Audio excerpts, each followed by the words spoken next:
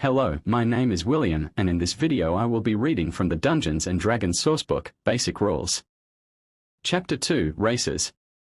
A visit to one of the great cities in the worlds of Dungeons & Dragons, Waterdeep, the free city of Greyhawk, or even Uncanny Sigil, the city of doors, overwhelms the senses. Voices chatter in countless different languages. The smells of cooking in dozens of different cuisines mingle with the odors of crowded streets and poor sanitation.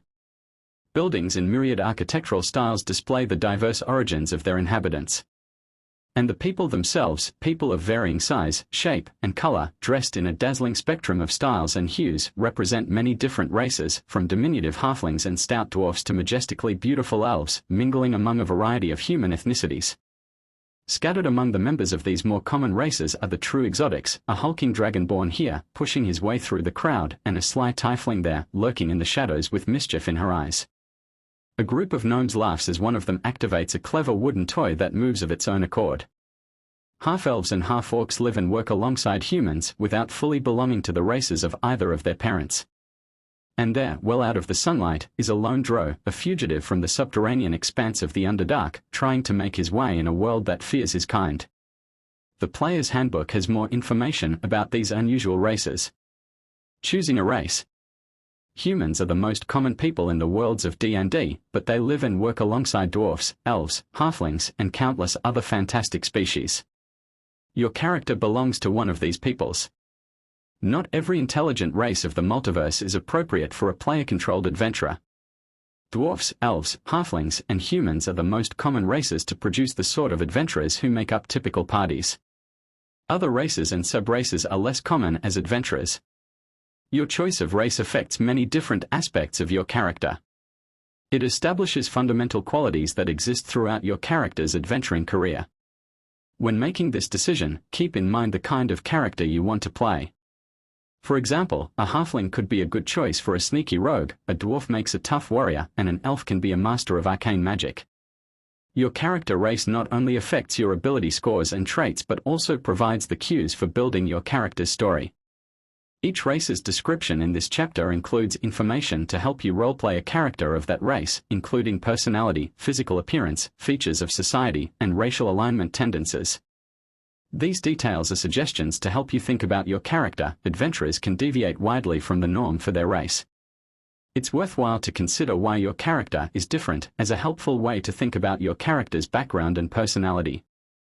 Racial traits.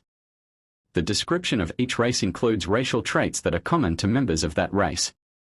The following entries appear among the traits of most races. Ability score increase.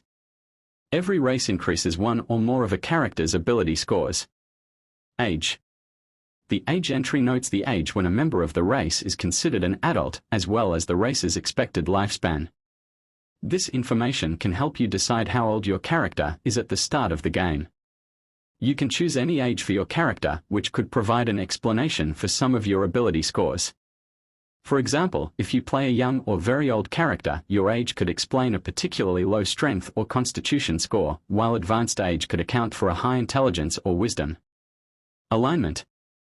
Most races have tendencies towards certain alignments, described in this entry. These are not binding for player characters, but considering why your dwarf is chaotic, for example, in defiance of lawful dwarf society, can help you better define your character. Size. Characters of most races are medium, a size category including creatures that are roughly 4 to 8 feet tall.